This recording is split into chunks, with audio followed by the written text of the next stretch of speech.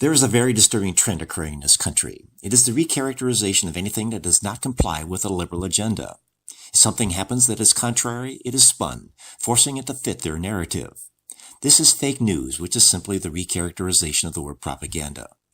How can issues like abortion, illegal immigration, or no voter ID, gender identity, and social justice, or gun control have any traction if it violates natural law, 10 Commandments, or our core values of fairness, truth, sustainability, and integrity?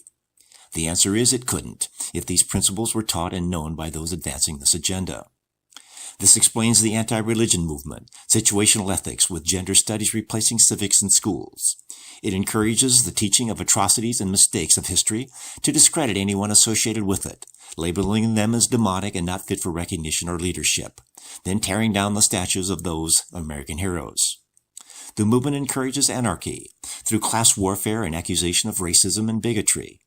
The bureaucracies of education associations, environmental movements, civil rights all have an agenda not to solve any problems but to find more victims to justify their funding. There is more money in complaining than fixing. Today's brewing civil war is the result of this disturbing trend. This is why there's so much effort to push back a president who is trying to drain the swamp. The public school systems do not want anyone to teach our core values or patriotism. Politicians and lobbyists, career diplomats, bureaucrats, and millions of federal workers have a very strong incentive to keep their things as they are. They characterize their work as service, but they seem to have only one objective, and that's to perpetuate and expand the dysfunctionality of government.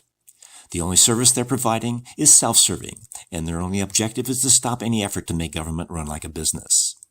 We have a terrible system of government in this country called a constitutional republic, with an electoral college and a capitalistic economy. But it is far better than any alternative if we have the courage to keep it.